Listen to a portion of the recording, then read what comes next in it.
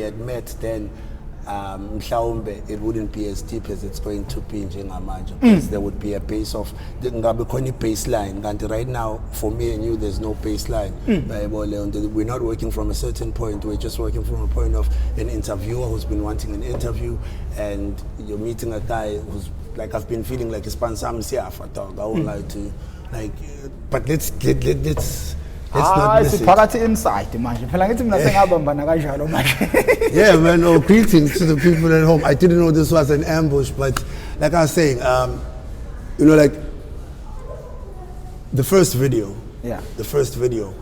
My intention was never about money. It was never about success. It was never about fame. The one thing that I'm pleading with everyone to understand at home is that this is God's gift to me to share with you. I've been a blessing. I've been blessed to be a blessing. Yeah. Now, when I say I've been blessed to be a blessing, I'm not talking monetarily. I'm talking about what God has invested in me to try and share with you. Humble yourselves in the face of the Most High, and He shall be the one doing the raising. I understand. Yeah. But if, for example, this trip that I'm on, as soon as I wanted to take over and try and drive it myself, it came to a standstill. And mankhuluma nabantu ngaleyo nto, they don't understand. Like ngobusho ukuthi why stop ishindaba ukuthi abantu bakunike imali.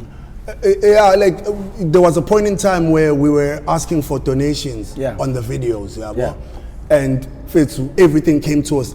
Kwama yonke into, bra. Kwama yonke into.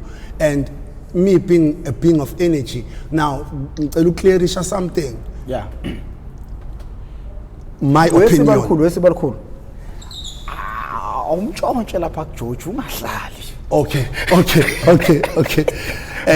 Ngicela ukusho something umbono wami. You know, uma ngathiwa uthi angidwebele isithombe sikamveli nqangi mhlambe ngavele ngenza amahliphihliphi or uline owodwa oqhubekayo or indingiliza, because kumina uyi energy akagqoki lama cardboards esiwagqokayo siwabiza ngenyama, you understand. Yeah. So uma energy kumina ngikholela ukuthi there's beautiful energy, there's bad energy, there's positive energy, there's negative energy, right? So umuntu angithi kuze ngizulu umbophela inhliziyo akusenzeki lutho. Yeah. Njoba dengisho wena ukuthi your worst enemy akuyena umlungu ohlele eDurban North is the guy who lives four houses down your house, okuzondela fesu ukuthi wena one day you thought, you know what, awuthi ngithatha ifone yami ngenze something. Yabo njengoba usho wayithoba phambi kwamveli nqanga wenza le intuition umveli nqanga iplantile kwena, because now unembeza ne intuition ukuthi angazoyichaza kanjani intuition noma unembeza nezwi likamveli nqanga are two different things, but they exist within you. Unembeza is your guilty conscience when you've done something stupid and wrong, and then but intuition, 5 seconds before you do that something wrong, that person that you talk to tells you no about. This is wrong. And then you push him aside. That is the voice of God. Before when's in there wrong. Now, if sikwazi ukubophelana inhliziyo to the point of which ingane yabantu ithatha intambi ilengisa, what have you gained? Yes, uyemngcwabeni ngomgqibelo. And enhlizweni yakho uyazi wedwa ukuthi wena wedwa owazi ukuthi umnikazi walo mngcwabo, you are the source for these tears, for this pain and whatever and uthole. Bangaki omamncane anto gogo malume umalumekazi whatever family members ababulele izingane zodadewabo ngokuthi iphuma uthola distinction, yabo. Now remember, wena ukwazi ubona ngehlo likamveli nqanga mhlawumbe njengoba esethaphe uSiphiwe ukuthi akathola distinction is because uSiphiwe uzoqashwa ka Transnet kwi department yokuqasha abantu vele, and then uSiphiwe uzoqasha wonke umuntu la ekhaya, but you and your short-sightedness usubambela manje lo muntu enhliziyo obezoba umnyango wonke umuntu la ekhaya. USiphiwe manje uhamba emgwaqeni ecoshe emgqomeni. And this is what we carry back to God. I always say, it's fun and USB. With the Creator depositing us like emhlabeni to download information And when we die, we go back to upload to the source. Ukuthi mina Nkonzo Dlamini nakhe ngifike ngakwenza. Uyabo? Iqale phansi idlale. Good or bad? Good or bad? I can quote instances in the Bible where great men of God perform perform horrendous acts. Starting nje Elijah unyukela entabeni yaseKhameli afika nquma abaprophets babhala about 400. These were human beings lawa abanqumayo. The fact that they believed in Baal, uNkulunkulu wayengabaxolele. But because izwi lakho umveli nqangi had spoken ukuthi labantu sebengene ekungcoleni kangaka angisabadingi ngisho kwayila. So an act of evil was performed to upraise righteousness. So sometimes the situation aimbokodo when that is burying you alive is actually permitted by uNkulunkulu because uyathemba angeke akuthwese umthwalo ozokusinda. And remember fethu wena uqhamuka kwistock yamabutho kwistock yama African warriors fethu both spiritual and physical. So when awuthenjiwe kuphela izulu uthenjiwe ngisho namathongo ukuthi hayi no wayibona yona mnikeze xa ufanele sibanibani we equipped phela ungakhohlwa ukuthi usuka kho kubona labantu they are the ones who permit uyihlo nonyoko bayaganana bese becela ethongweni ukuthola izingane ithongo bese liyoncenga ngomveli nqangi liphahle in the beginning of beginnings the ultimate way to hayi baba siyamcela usiphiwe yabo yini ubusigama lika mama besicela ukuthi 45 ngoba sifuna ukuthi azalele indodana ezokwenza ama interviews ulithatha igama lika mama phela umama ongizalayo usiphiwe and then bese yakhula and then bese xoxela lezi stories zokuthi uyazi emfuleni othile siyokha amanzi ngajomba inyoka ebese xoxela istories zokuthi I wasn't supposed to be here but ngamandla ethongo nomveli nqangi you know we've made it we've made it because now abantu abaningi know me from preaching the gospel. Ivela lento ungakwazi ukusitshela umsuka wayo awumeke qala ke ngikubambe lapha ke mfana ngeke ngiyeqele angikutshela ngami negama lika mama kungabe mawukhuluma kunezinto nezikutshelayo. So when I was young mina ngizalwa I have a sister who's older than all of us, a brother bese kuba yimina. So mina nomfowethu uzalwa ngo June 81 mina ngizalwa ngo October 82. About the time limit incane kanjani in between the two of us. Yabo. So obviously leyo nto leyo iyaqala inkulumo amongst the family. Now uma wami uzalelwe enkonzweni. Yabo.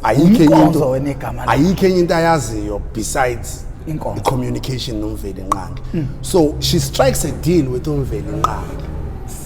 Ukuthi lesimo engidlula kusona lenkonzo enhle engikuyona njengamanje. Ngicela ukuthi ngidlule kuyona nezingane zami nomfana especially lo mfana ngizombuyisela kuwena in whatever way.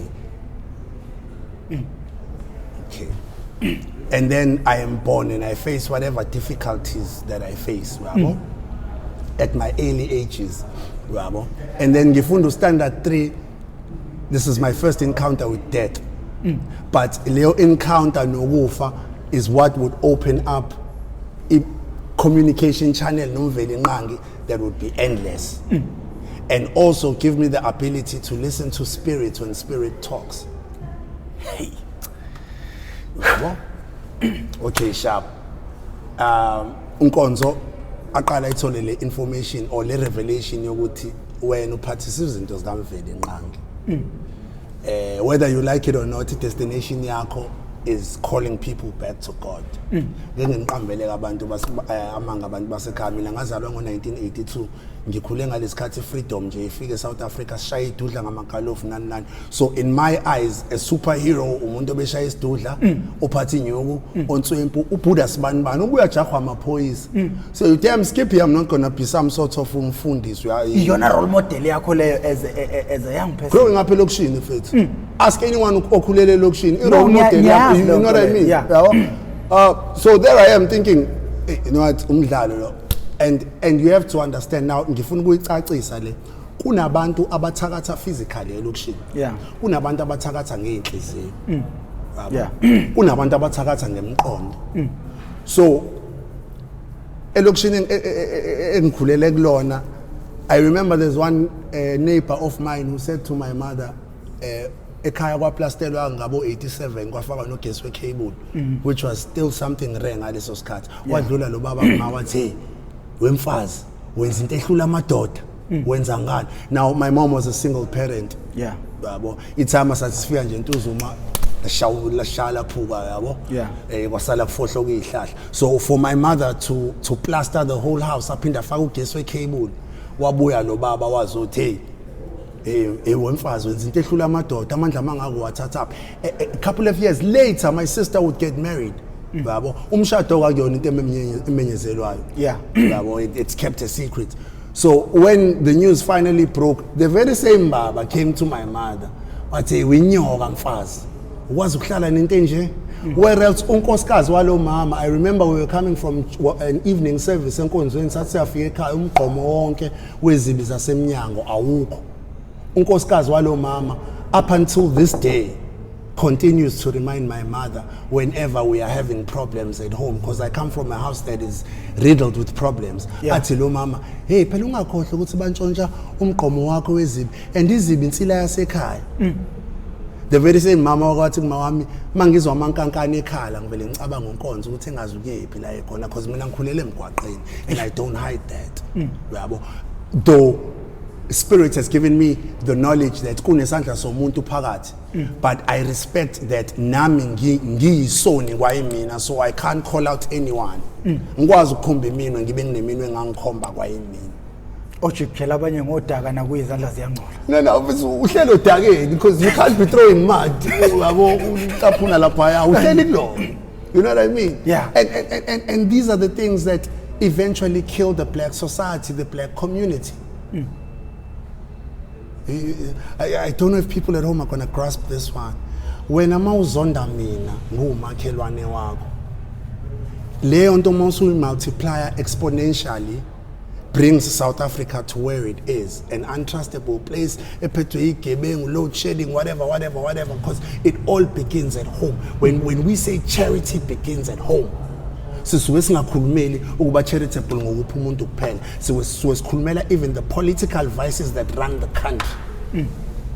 You understand? Yeah. And so, but anyway, back to me. Ukhula. Yeah. I-role model yakho abantu abashaya idudla and stuff iphazamisa kanjani impilo yakho nayo nje iyodwa. No, and then I meet this lady called hip hop in the midst of all of that. Yeah. Yabona umveli ngane mfethu ukakuthatha ukukhombisa something so that it becomes part of your toolbox. Yabo empilweni ngoba phela awuyazi destination yakho nomveli nqango ukuthi nisuka nihamba ibanga elingakanani. Yabo. So when I meet this lady called hip hop and music and poetry and whatever, bavele bafike bangitshontshe futhi kule situation bangikhiphe. Yeah. Because now I have to focus on the fact that, by the way, I'm a very dope rapper. Don't try me. I will rap your socks off. I've got bars for days. So anyway, I started harnessing leli talent enginalo. Yeah. And I won't lie to you. Mina ngikhule ekhaya thinking that I'm the black sheep of the family. Abangincanywa mina ekhaya. Iba ngoyini lonto uma uyileader? I think njengo Josepha, bra. Njengo Josepha, a leader is not made, a leader is born. So uspirit okuwena uyakwazi ukidentify ama leadership qualities kumina. Bese depend ukuthi I-plug point ka spirit wakho ikephi, is it positive or negative? Because then the one who's going to whisper into your ear ukuthi yenze njani kumina or yenze njani for mina will be depending on your plug point whether it's positive or negative. yabo nanokuthi ke nje mfethu omubi into enhle akayifuni so wenza nganoma iyiphi indlela ukuthi to manipulate yes to manipulate the situation and always have things disastrous yabo like for example njengoba ngitshela nje namhlanje saying when you guys picked me up ukuthi I wasn't supposed to be in town but there's something that happened at home excuse me that drove me to come into town cabanga namhlanje mina ngizofuna wena uzofuna mina angithi you see how simple the Most High is but yet complex in that simplicity noma ngizama ukuyibeka ngesizulu ngendlela alula ngayo umveli nqangi uya confuse emqondweni othanda izinto a complicated kahle kahle he's so simple that is complicated and I'll make a clear example for you. iPhone 13 is the one phone that everyone wants right now because it can do everything that all the other phones cannot do, so it's much more complicated than it. Yeah. Now, if God is simple, uzoconnecta kanjani nathi thina sifuna into complicated. Ngoba ngisho ekukhombisa ukundiza kwenyoni efuna ukufundisa something about a flight of a bird. Ngeke wena ngoba mazobona inyoni xa isparrow. And inyoni ayindiza ngamaphiko ngoba ubindiza ngamaphiko ngabe nenkukhu yandiza. Aphinda athi mayikhuluma noJobe athi uyakwazi la ingigqiba khona ice engiliblanketha ngawo umhlaba wonke. Uyabo in this interview let me say the first one let me say mhlawumbe futhi ukubalekile njengabantu abamnyama ukuthi si understand thina ukuthi singobani lesikhumbo sigqokile ivalue yaso ithini. If you go to religious books they'll tell you ukuthi kwathatha umhlabathi kubunjwa wena. Yeah. If you go to science yaka standard 3 angazi ugrade bani standard 3 kodwa science natural science yaka standard 3 ithi top soil is black soil. Ngayishaya into what did they cha ngisehlathini impela manje awuthi ngikulanda umhlabathi wokutshala top soil is black soil so that it becomes fastly futile iyakwazi ukuthi ibe umanyolo fast kwakuthiwa nambe kulende yayibizwa ngani phela ngangimuhle esikoleni ukuthi uthisha ngangajwayelene naye now isikhumba sakho sombala one we top soil. So this affirms ukuthi umuntu omnyama wakhiwa umveli nqangi uyena oqala prior to all the other races. So mayikhuluma noAdam ithembiso ezenziwa kuAdam zenziwa kuwena. Hey, but take away that knowledge and that value ngoba phela knowledge ihamba ne value. So gijima sencwadini eyabhalwa uSolomon ama Proverbs la khona ethi my people are dying for the lack of knowledge. Iyabulala ke lack of knowledge. So kusho ukuthi knowledge ine value. Nanokuthi uma ungenalo ulwazi lokubaluleka kwakho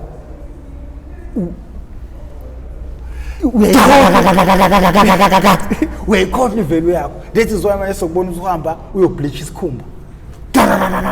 Zafingani zakithi because now what you have happening is that they are being devalued besabancane. Ukhula nje ufisa ukuba into ongeyona ulahla umjalo bakho. White is right, black is dark. Bayibona yona. Kanti futhi abakutshela ukuthi imelanin a protector protect umuntu from ama sun rays. Bese ngiyabuza nje just this is homework yakho le. So uNkulunkulu mawuthi wasakha sonke. Indaba belungu bedinge sun protector sun block nani. Yimuphi lo uNkulunkulu wabakha bona wangaba prepare indawo ayibayisa kuyona. Thina we were prepared to be here. From the fact that inwele zethu ifana newool is to keep us warm. Mase kufika ukubanda. Isikhumba sethu simnyama sikwazi ukuli-absorb ilanga silitrap ngaphakathi. Melanin. Wena unjani wena olethwe la. So uma understand futhi ukuthi isizwe sabelungu siyi minority race. Isona esincane kunathi sonke emhlabeni. So si worried ngokuthi kungenzeka one day sithi siyavuka umlungu akasekho. Mawukuthi you do your research eAustralia kade bekhokhela abantu ukuthi bayohlala eAustralia bapopulate eAustralia. Hey, because the white race is coming to an end. So what are they doing?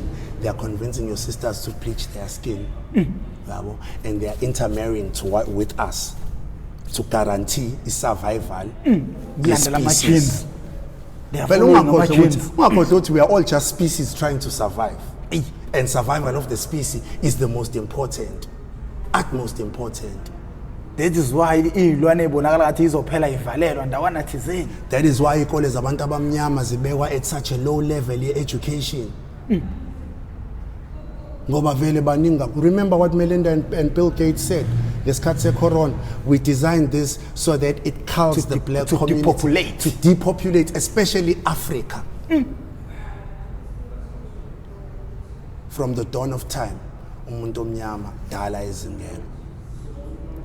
And we are having a lot of minerals. To rich. To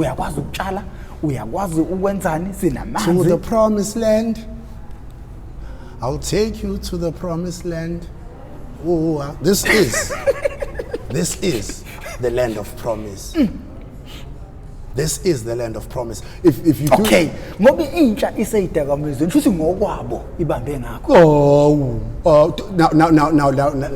let's clear this. Do you think with such an advanced military system here like South Africa,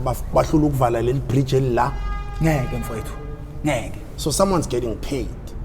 And remember, I'll make an example with the HIV and AIDS.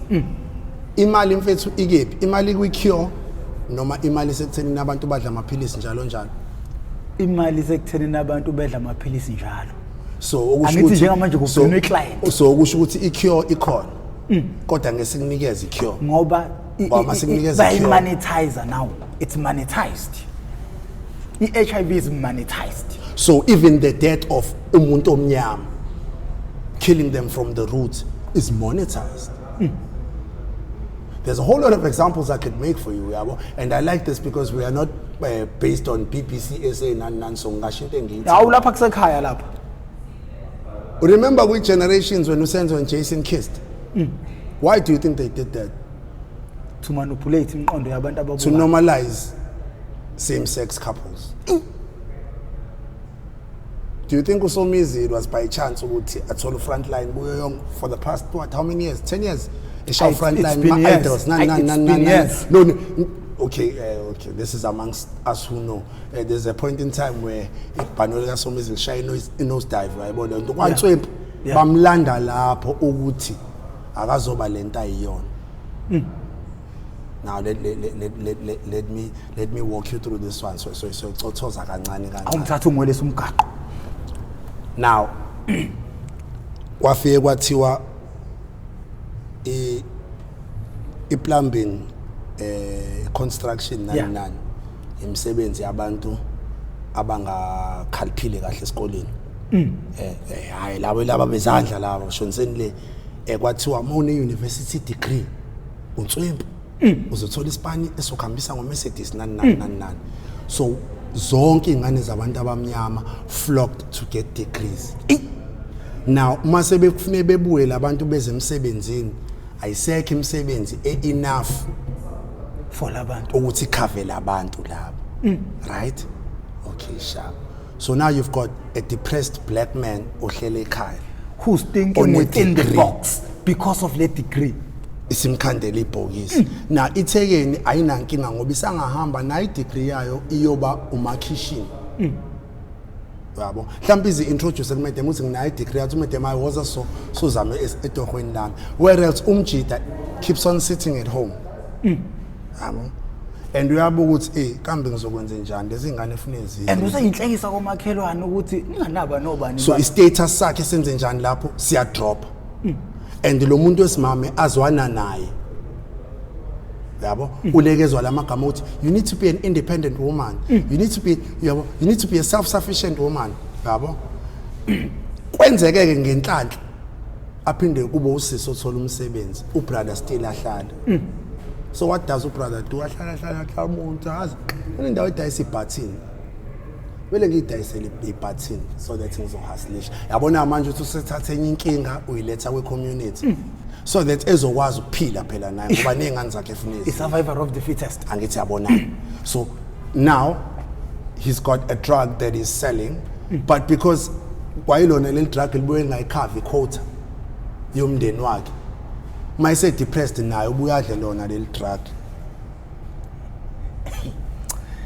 And then they modify Westville bathi kuyandisa kancane amasela.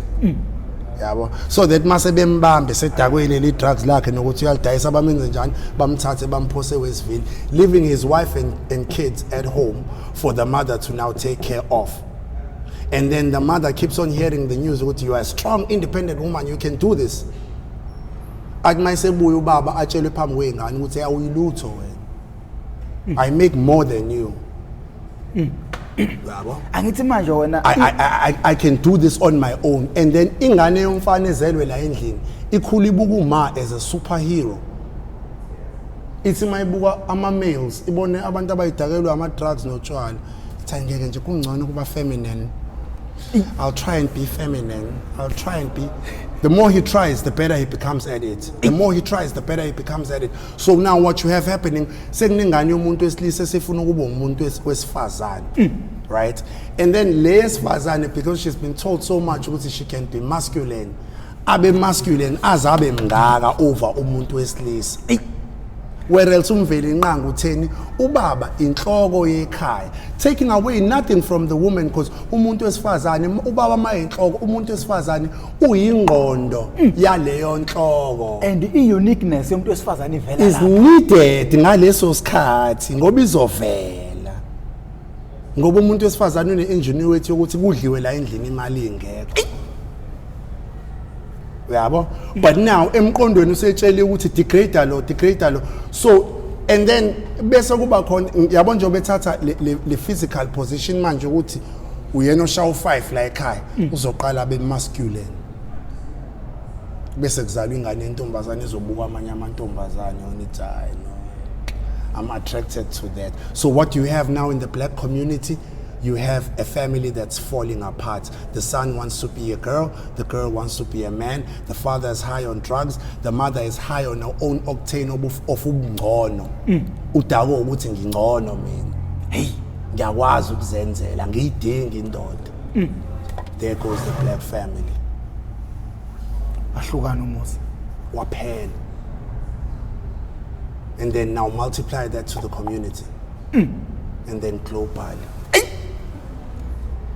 Bese uyayibuza ukuthi umuntu omnyama uyaphi. Mayibona, capitalistic Negro says we are one of the greatest spenders. Umuntu omnyama uyena target market yonke into ekhona emhlabeni. How many items do we have written made in South Africa? But how many items sit in your household that are written made in China? Wena esiyifundayo i-right lento efundiswa umuntu akhuliswa ngayo. You know, I'm not going to lie to you. I always say I'm here to preach the good news. And the good news is kunevese lithi ethi khona la khona umveli nqangi ibani mnene njengamajuba kodwa khali kuhle kwezinyoka. When will the church reach that level? When will the church reach the black church? When will the black church reach that level? The money that is made in black churches iwumgogodla wamabhenki amanye la eSouth Africa. But yethu umuntu omnyama akakwazi ukuyokwenza loan. Kuyena onikela kakhulu esontweni. How come black churches don't have black banks? Angithi phela wena bafo. How come we don't have black pick and pays? Kumele umuntu omnyama ahlupheke ukuze aphatheke. Exactly. Now that we know poison ukuthi why are we still drinking from the same water? Umconvince kanjani umuntu uthi akayeke ukutshala ahambe ePick n Pay uthenga utamatisi ukutshala? Because you tell them what the tomatoes azoqhamuka ePick n Pay angcono kunalawa wakhe. Ekubeni asuke emhlabathini. You lie to them. Media. You do exactly. Iyona ebulela abantu. I always say to my friends, it's a pity ukuthi uSathane wathi unempondo unomsila uyindoda emnyama. Lahlekisiwe even more. We're talking about a nigga who wears Hugo Boss. Uhlala kulama restaurant lawa eniwabiza ngamagama engane zasekhaya. Niphuze bona Saint-Tropez. Saint-Tropez noma yini? Astropez, whatever it is. Niphuze oHennis. Nihlale naye, you bump shoulders with him because when he left heaven, wacela kumvela inqangu ukuthi akezela azodukisa wena. He asked for it and God granted him. Ngoba uyakuthemba wena ukuthi ngeke uzomhlula. Hayi no ntwana phela kuprofessor. But wena uyehluleka manje.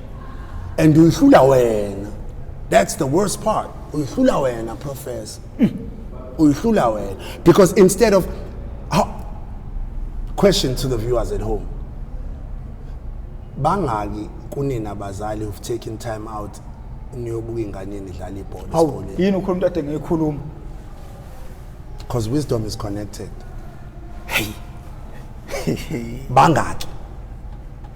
How many of you parents take time out to go magnama sports esikoleni seyingane zenu? I'll just stick on that one. Nihambe niyo supporter. How many of you uyalazi nekhono lengane yakho?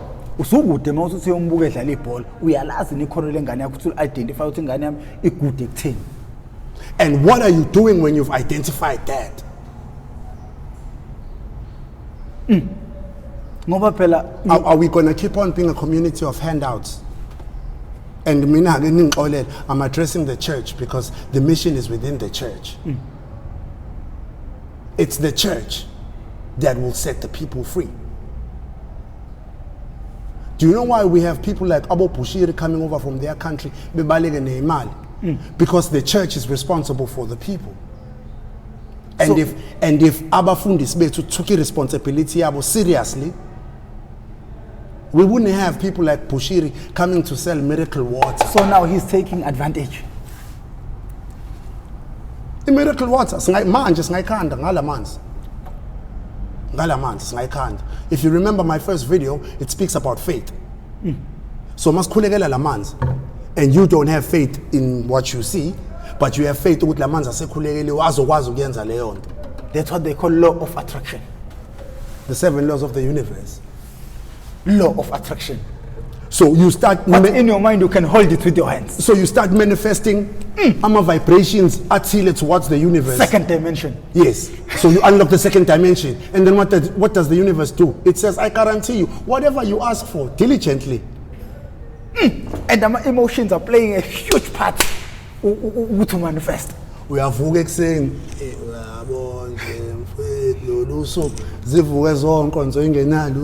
today is going to be a great day. We can't to survive with a smile on his face, as if he's got no problems in the world. I have all the problems in the world, trust me, but I know that my God is bigger than all my problems. My belief, what I believe in, is bigger than all my problems. You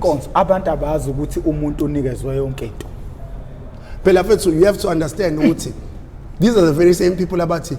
Nkulunkulu is omnipotent, is omniscience, is omni this, is if it's omni all of that, then why aren't you showing us that it's omni all of that? Because Pelama is omniscience, if it's with the greatest of skill. As it is perfect. I can imagine him sitting there saying, it is perfect. All of you bow, fall prostrate to my greatest creation ever. Atu Satan, you made me of fire and brimstone. Lento yake ngodala ngilibonile uGabriel ehambe ulanda lapha phansi. Manje mina ngizoguqela yona. This is how great you are, muntu. Kwaxoshwa ingelosi eyayikhona in the beginning of time ngenxa yakho. But you cannot access the gifts that have been placed for you. Ngobani? Awukwazi access the second dimension. Uyazi mina ngi-accessa kanjani? Ngiyakutshela ngoba uyayazi lento. Abantu makhuluma nabo lento kuba ngathi tell them. Uyabona angithi ama-emotions are playing a huge role ukuthi ena ube kwi-second dimension. Uma ngeke ngazizwa engathi angikho right, lapho khona ngizizwa ukuthi ngi-down, it like I'm broken. ilapho kwazi ukuthi uwelele khona i-second dimension ila engenza khona ama-wish ngisho izinto engiyifunayo ngikholwe ukuthi izokwenzeka. Asambe siye, who can I select? I selecte umama owayekhuleka ethempelini ekhulekela indodana. She was broken because she couldn't have children for the longest of time, but she was dancing and celebrating at tempelini azathi umprofeti utakiwe yini namfazi. Now she was already receiving from the second dimension. And this is the thing that these foreign pastors come and preach. But if you preach a second dimension, and then I mean you can do this sitting at home. It is not on a manly lovela when. Second dimension. And akekho unqatsheli ukuthi ekhona. Kodwa manje bakholelwa ukuthi kuzoqhamuka umfundisi ovela kuphi. Anje tell you the funniest thing. Someone said to me, "Usungavula ngisho ibandla ke." Kanti hayi kabi. My mission is to preach the gospel. It's not to run a church. You know how I got this information? Mina nginokubuka abantu abangamamillionaire ukuthi bayaphumelela kanjani. Ngifica ukuthi labantu bonke bayifundile incwadi ekuthiwa law of attraction. Yazi ukuthi even if ungayifundanga the book a law of attraction. Yeah. Ngizokwenzela nje a typical example. If it's abole yangani njengoba ngiyoyishela. Hayi lengane ngeze ngiqome if it's lengane. Already you are calling negative energy. Baba. Uyobhala le exam. Awusengifeli. If it's awunje ukuthi yabole exam. You're creating situations. Yabo manje doubt ibingekho. Waqala wa introduce doubt. Yabona if all these energies, doubt, fear, bahamba nabangani babo. They never come alone. They always come in crews. Because doubt needs fear to exist. Doubt needs fear to exist. Well, if you doubt, kuzongena ne fear. Then our emotions are playing a huge role. Ukuthi into manifest. Where do you see yourself in 5 years' time? In 5 years' time. Isobona nje please. Vision. Balekile vision. Ngoba iyona ukhandela. See yourself there even if you're not there yet. Angithi phela ivela lapho ke lento ethi ena kholwa ukuthi kuzokwenzeka. Ngobani manje sebekubeka khona manje. To every believer all things to every believer all things work out for the good to him that trust and serve the Lord. Wamthemba. You see, once wamthemba, he reveals his service to you. Bese bethi ntwana yami yini mfejalo namasamba nawo lebunanga amaphara wapho 50 rand wapho 10 rand. They don't know that you are investing in the Most High. So he's got no choice but to invest 10 times what you did. If it's indaba wena rent yakho futhi ihlezi khavekile futhi mina into usharp ukuthi ngiyakwazi yabo and ngikwazi khona la eSan George wena ungangiboni mina ngikubona. No ngiyakwazi, that is why ngathi mangikubona kwi-video ngavele same time ngakukhumbula ukuthi lo muntu ngizomthola kanti awusekho. Remember that one day you bought a KFC wakusane KFC la avele wabiza ama-out athenga KFC wacomplaina ngisho umuntu o9 wakho. I think you broke up with that woman and it was a bad breakup, but soyixoxa ngelinye ilanga le wendoda yabo sesiyilapha soyixoxa sesiyilapha yayibona. And then speaking on that, let's speak on energies that people carry. No, thinking about they don't even understand about energies. Abantu babuka izinto zamehlo. It's energy. Isisesiphumile yini? It's all energy because the human being is based on energy, right?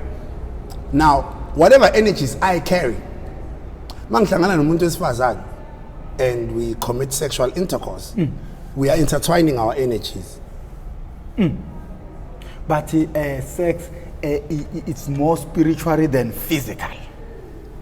And that's why it's why we physical world. Khona kuzobulawa spirituality yaso. So if ever mina ngifika with negative energy kuwena sengikulethela yonke le doti kuwena kubalekile ukuprotect ekuthenini uzazi ulala nobani awulali nobani awela mo one night stand iwona abulala abantu kakhulu nani nokufihla iqiniso kuma relationships ethu umuntu angafuni ukuba honest asho ukuthi uyazi kule relationship engiphuma kuyona I had a miscarriage mhlambe yona into yasixabanisa nalo fethu sagcina sihlukana uthola ukuthi nokuthi abazi bonke ukuxabana kwabo kusuka kule miscarriage enga attendiwe eyashiwilenga. Remember Christ says angizile ukuzochitha indlela zakudala ngizogcwalisela phezulu kwazo right now indlela zakudala zethu thina abantu abamangoni zithini zazinjani kwakwenziwani if umuntu ephuphunyelwe isisu what were the direct orders to be taken after that because even if you read the Bible you find ukuthi kuLeviticus kunemithetho ekhishelwe abantwana bakaJuda ukuthi ngizokwenza kanje abangoni yabo so uma fethu it is well and dandy that we have the Bible and we read the Bible and I'm pro reading the Bible and I read my Bible but ngeke ngize ngidiscredit ezinye izinto ezazenziwa omkhulu bomkhulu bami because if I discredit those things should ngidiscredit lineage yonke. But you must be connected. You must be rooted with spirit still. Because umuntu kuza afanishine kufuneke kube khona a spiritual backup. Mina mfethu ngumuntu oyithandayo research. Do you know that today in this day and age the samurai still exist in Japan? I'm a samurai. Samurai were these special warriors in Japan. They wore two swords, Shama swords out two. A Nikita and a Kintana sword. Kintana is long and is for battle. Nikita is for close combat. They still exist today. The Japanese still sit their kids down in the arts of samurai. What about us? Indlami yethu mfethu isekwaba into ukuthi makufika abelungu lapha beachfront nengane lezi ezicelayo which I believe is prostitution of our own young girls lezi uthi mohamba la ko street ziphosa umqhele bese icela donation. Oh what a great nation has fallen. Oh Zulu mnyama ondlela zimhlophe awumadoda wena waphuza umlaza angameva. Hey, the wielding spear that burned from the bottom of the continent rising up. Hey, the cradle of mankind. Bafethu really okwangempela bafethu anzazi ukuthi no bani. It has all boiled down to amapiano. Is this our value? Is like honestly is this our value? We are descendants of kings and queens way before us. Look at the pyramids in Zimbabwe. Zimbabwe. The original, the first pyramids are right here in Zimbabwe. Oh, a man-made one. Man-made, right here. Yeah. Then when you go Egypt, take Giza. That's all us. And you need to understand, Uti, these pyramids are aligned with the stars. So you understand how great. Do you know that in every race gene code yomuntu omnyama iyatholakala? In every race gene code yomuntu omnyama iyatholakala. Kodwa omhlophe? How many millions of black people do you think slave trade killed? Besuka la eAfrica be America. Besuka la be South America bangaka abantu abamnyama uma ucabanga ababephosa olwandle during all of those trips abanye nje ababebulawa for sport bangaka ikupha belendawo ethi nokwenzeka ihurricane thiwa ila okwa imkhumbi ayisukela khona nezigqila ezayithathwa la eAfrica. Njengamanje leyo ndawo in a headquarters ye-United Nations that is shaped like a hurricane. Manje alikhohlwa igama lawo, but I think it is in. I think is I don't wanna be wrong, but I'm.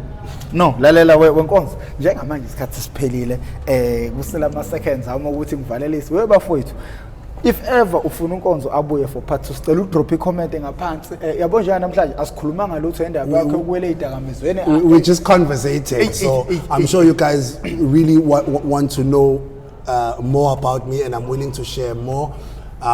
So hey, part 2. Yeah, come through part 2. Before mafuna part 2, please siyacela udrop ngaphansi i-comment usho nembuzo ofisa ukumbuza wona ukuze sothi masibuya ngo part 2 sizokwenza sure ukuthi sibuyela phezulu kwento ya nento futhi edriver ibona ababukeli kube kuhle ukuthi ngikulethe kanje sizoxoxa kuzoba kuhle ukuthi kube nemibuzo esokwazi ukuthi sisebenze ngayo masibuya for part 2. Nina bendlondle nophaphe ekhanda, mina igama lami nguprofessor Ngwamkhize ngidabuka phansi kwanongoma esigodini sakabheka umthetho sohlangothini lakamandla. Siyacela if uyaqala ukuba ingxenye yohlelo lethu ngoba kungenzeka unkonzo angilandela inqwaba yabantu ngoba ulandelwa izinkumbi, siyacela ushaye usubscribe button, ucindezele nebell. Ukucindezela kwakhe ibell kuyokubeka emathubeni ukuthi makukhona esinye isiqephu esisiposayo uyobusa uyibeka emathubeni ukuthi lukenqeze ucingo lakho. Uma ungena ngaphakathi ubusuyitholela isiqephu sangalolo suku.